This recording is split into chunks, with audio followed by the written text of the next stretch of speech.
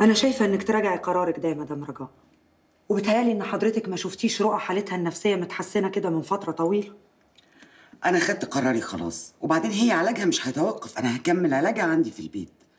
حضرتك عارفة طبعا ليه يا دكتورة عايدة؟ رؤى وجودها في المستشفى مش هيفيدها، هيضرها. والله لو ده قرارك زي ما أنت عايزة، اتفضلي معايا.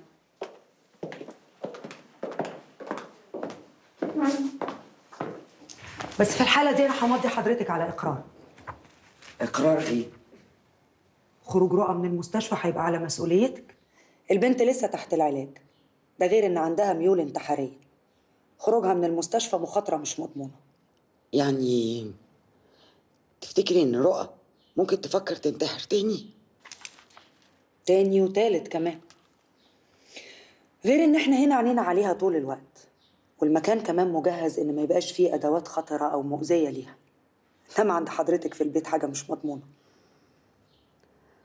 أنا مش فاهمة ليه رؤى مش عايزة تفهم إن أنا بحبها، مش قادرة تحس بكده.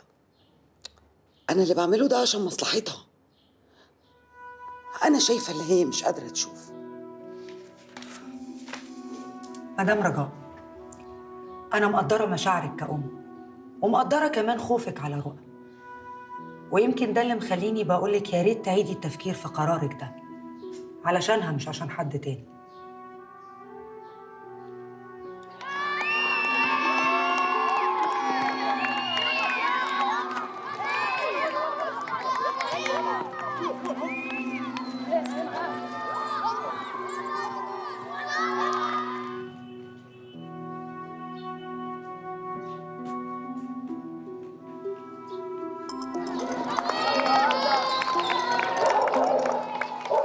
ايوه ماما.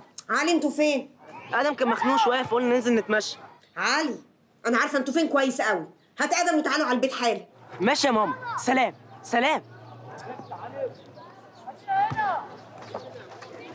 ادم ادم ادم ادم ادم. ايه عمتك قفشتنا. ازاي؟ مش عارف، يمكن مركبه لنا جهاز تتبع في الموبايل. ما تهزرش يا علي. والله يا ابني ما بهزرش. يلا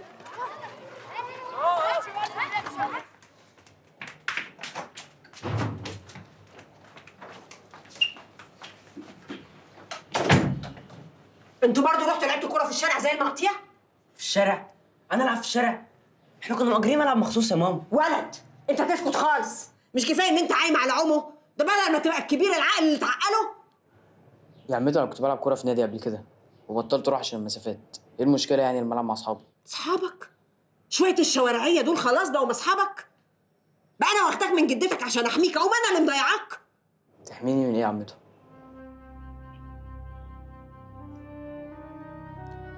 يلا على الحمام، روح الحمام خد لك دش عشان نتغدى. يلا